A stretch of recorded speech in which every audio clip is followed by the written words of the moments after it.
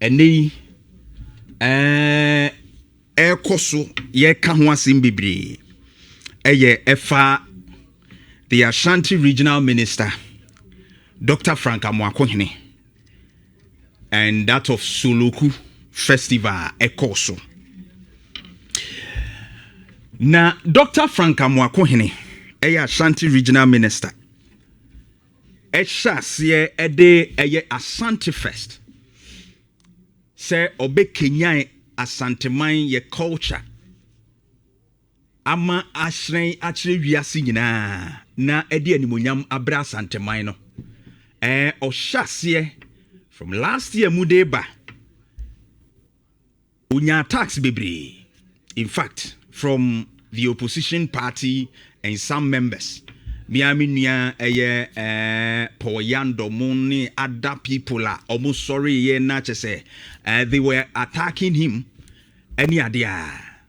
But unyanrita so resilience editwa so se obeye na Osha Ashanti Fest aseno I bring the youth ankasa because we involve youth I bring the youth together and my youth no so appreciate your culture and the normal ye wa Asanteman na enunti recently you say amanfo adwena baso se omuso beye bibia ebeboa ama sanka bomu no yetumi akenya mu enunti ukomenhia southwa the MP Nana Ewua Honorable Ewua ekire se ono nso di Soloku Festival ebeba na ode aka emabunu no nso abom na wahwe se wono betumi abrigi in trade tourism ne no banoma bebre na hotel se wo no atumi amomo adwuma ye ne de keka aka ho ene o kamfa so do bebre beba. In fact ohihye sa Soloku Festival no na Osi na dream pone se ode be baake de ekoso dada enye se obe compete oni obi e be ye competition on be compete Asante Fest but obe boa se be ya Asanteman baby bebre no so obetumi aboa wo ma no won mpesua so na wono so de aboa a project Asanteman na after the event eno ma bi koso ana se event na chiri no ne ekoso ewo mu no ebi be dead a sebe na enye fe na ne dead nie ewo Soloku Festival na se no je fato so ma me abaya bi a wo hye FM yellow ebe gina asoro ho a na obu ni musa Soloku asa no on stage do se ni papi no a hye omo ntade ahodo pi no aba ho de but on stage no abaya we ebe gina stage a na ohwa atade ye hye ni ya oba Facebook a obehu ohwa atade ye hye ni ya utumi se uhu se sabio ne ba nyina adrowum na manfo fin se dabi on stage there saade we na ni se timi pi. In fact one of the things a circulate pa no mo kire se dressing enye papa epie we event na se na enu na Dr. Frank Amoakohene ebe kasaye na trendy sa no Dr. Amoakohene fin se egu Asanteman animu ase for event a course Asanteman ya bibisa epie mu nti obe make this particular comment say yes the Ashanti region no ye wo ya adwumu da ho no ye dosu party 38 na egu ye ni masam and I'm going to mass pa. I'm going to mass. Now I keep saying, say, among Casa Manana, you da. And he commented, Dr. Frank Amoakohene, Emeki, no, say, Ashanti region, enyo mu nyina na ebeye bia bibise ya na se ye wo a sebe o ma adwene mu da ho a wo mbeye sa o mo enye sa no mai na enam so ma Elizatu ebe react ye because on the AMC on the she green ya wo gina mu ebra abaya ne dia se ono kran so ebebu ni mu ho ono so ebe react ye se de Dr. Amoakohene Ashanti Regional Minister kan ye no se ye wo mo adwene mu da ho Ashanti region. It seems like we di omu nyina atem etini ono so be so pa no pa nya asem ketwa ebe di eye Dr. Frank Amoakohene atem na Jimina wo Jimina ho Ashanti Regional Minister my deal for 3 days here because of the relationship I have with Obiti say Hussein Mune Opi Amoakohene mo be wono say me so si so a make in a professional way what you want me pie don't joke with me and yes I have work was na yana committee na mo yana mo so mo no I'm telling the Ashanti Regional Minister on you very careful enti na enyasem ketwa a utia ekosia ene atemdidie heated insult pa wode ma Ashanti Regional Minister but Dr. Ebenezer Adakwa Yadom Prophet 1 Efre Elizato se de akosono on patcho because he's Dr. Amoakohene Ashanti Regional Minister.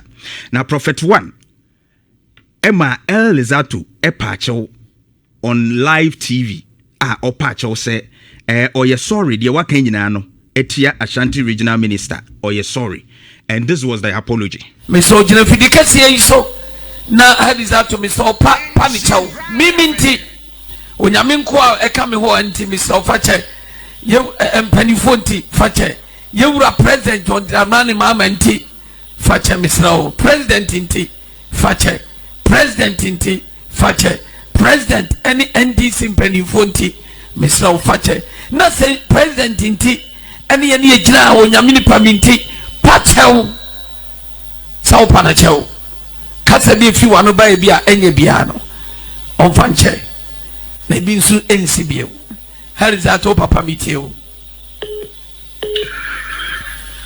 enyo pa oh baba emi ya pa bet papa unti Dr. Frank Amoakohene Ashanti Regional Minister asembia maka afana ho asembia media bufu eka ibia didi atem ne nyameka ibia no me chesan on fina kuma mu no fanche me ebi papa unti enti Elizato apacho na ohwe the two contest no a anase no ma ekosu nyina no a Elizato se ebufuo mu na me de kan ekra on fanche me it means say ono no kyerese bre bia wo ka no ode abufu na eka similarly Dr. Frank Amoakohene o start Ashanti first any ni program atemdidi a waje ewu kurum ha enyasem ketwa ebi kyerese ebi so oya akwada wonim nyansa ebi se TikTok minister ebi kyerese kasa twitwie kasa hunu yedi na tembebre enti it could be say or no so ebia or the ebufuo ne kaya that one I can't speak for him but as a minister or te Ashanti region as a minister there Miami nua Frank Amoakohene I believe said that comment ne there as a minister was below belt say yenya yadwene mu da ho no no there I believe below belter na eni say efiri na no ebasa ebia nke wo kwan fofora obetumi aka say ya obi ana abufuo mu na ode ka asasem no based on insult bi ono so receive a Miami nua Dr. Amoakohene I will say no there anko yie wo sa kwan no so because the office as a minister no sanka saye no ebetumi agu hu fin and so that one no there ho no atoche makakra which I believe say be appropriate time you need to actually retract that statement ebeboa paye for the sake of future because when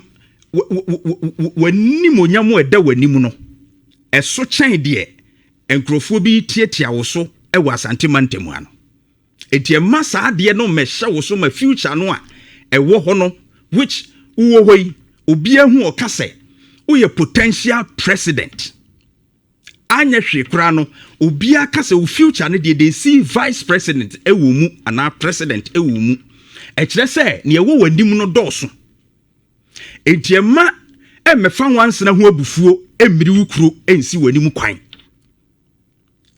That is what I can tell you, Dr. Frank Amoakohene. That comment no dear, below belt. And I believe that it will be very, very much good for the future. Now, mitietie asia womo a area to Dr. Frank Amoakohene. Say, wedi womatem, waka asem a womo ntibi da. Eya womo ye because waka 38 for asem which stands for MPP. Entino, wedi womatem to womo ntibi da. Afi na me nwanwa.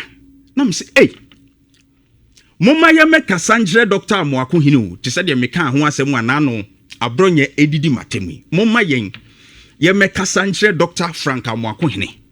Na sebe ne ye wagya ne nan enam kurum no onkosre sebe de ye wata.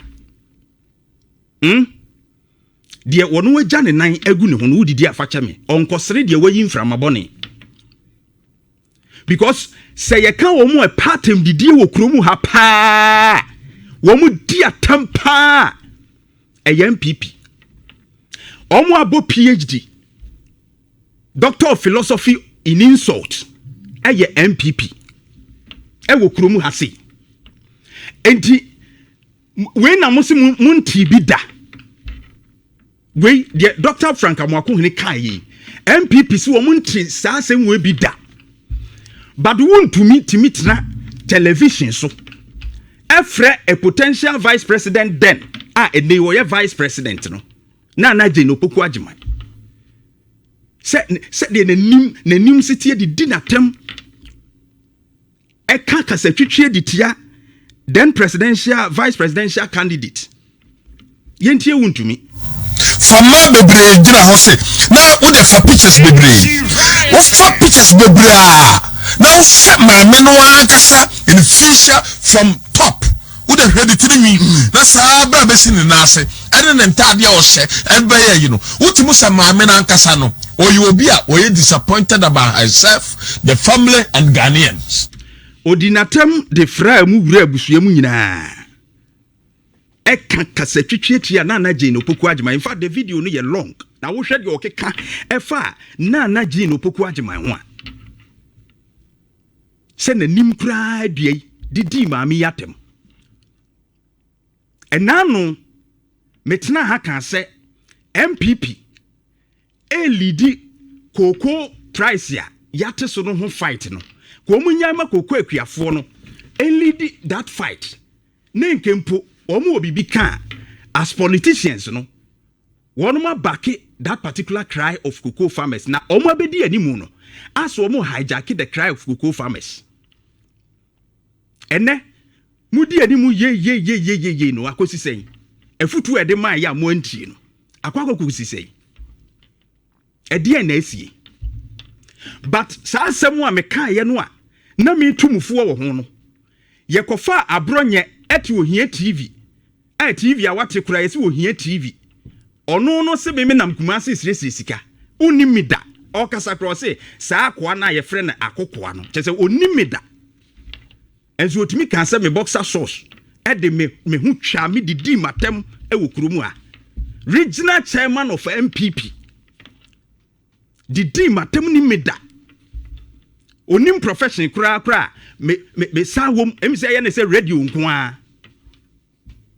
ene se radio nko a na me ye wo kura wo se wo ye lawyer abronye no ye ma 10 minutes se ka brofo read ade a script 10 minutes kura abronye untumi nkan. I'm telling you, I'm challenging you.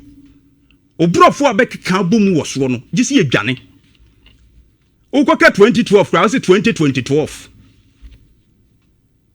abronye enye Kennedy Japan adaroma na ukodi di nase sa abre no kotra ni station yehu those images are there no man bi ko dia enne wonso waye obi a wote hɔ a wudi obi atem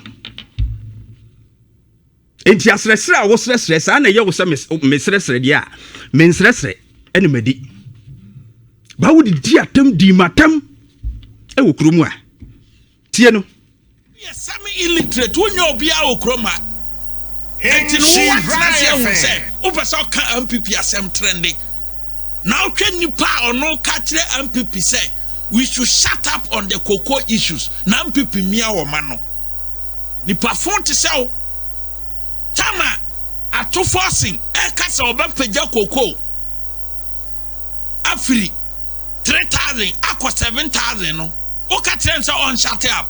Nhyira. Na say no ma baba beti cocoa so na say MPP fo bisa say wona akasa obeton 7,000 ye da obetso. Wona hwan atade kura wuntimi ntobi na nam kumasi abonten so esresrade ubosa sose ye ba akopɛ ɛto kura tutu ensem o kan ewie kura manim sɛ de bɛn didi matempoto ene MPP ene ebegyina ho abɛka sɛ atemdidie mu ahemfo ne ahema ebegyina ho abɛka sɛ they are worried about the statement that Dr. Frank Amoakohene used. You said you are worried. Mo wa bronye wuntumi and the others who have been insulting. Ye kan mo edi atem wo krum apa. Ye MPP ni ejawan. Mo nsa mo ho nyade nwie onatem didie. And then you are saying what? I've already said because of the capacity as a minister, some word no you see in there. But MPP has just say one more cry say free say as wakaka se bi enhye danye yenkrofo ma no yadi atemu okromwa. And we talk about politics of insults. Se nipa ne ka asem na wo facts bi na dey abeto. But ye be hye dey di watem. Now you have a case, near kind, oh dear, ya. When you muasem, atem did you ben amuni nikrumwa? Now me, I decided to me wasting my breath on, Abronye. Because on one Gasa crown or what you as a regional chairman, no one Gasa, no one party in himself as winning so. Regional chairman, all lose seats, baby, when one crown himself, a Jumano crown who so. The only thing is to go after people and insult them. Say my car budget ho asem na me car budget ho asem no me say budget no me nim say budget no kra ende your friend is saying March 2025 and my statement was clear say Nanado Danko Akufo-Addo hand you over power no in 2025 January March non budget no March and this year. But a hunsunsan one because my budget ye year a yearly year budget. But ye reviews every quarter and mid-year. It is a bind be a budget at the whole year no and ye year duma but ye be reviews and no interest ye budget for fro. That is it. But you misconstrue this and started insulting. Say obi nimu hwe now 2012 asema wo kan no statement aka so 2012 wa wo wes no me say abronye 10 minutes yemfa script nto wo na kan brofo e wo so I've challenged you now you lawyer nso a be kire da wo kogina court a wo di case ana say ye hu say wo ye come and show the video on your Nhyira TV mo na mo partem didie mo na mo pe atem didie mo wi ameka se ne waka na bi nsida mo me anwene ye ho e wo kromu a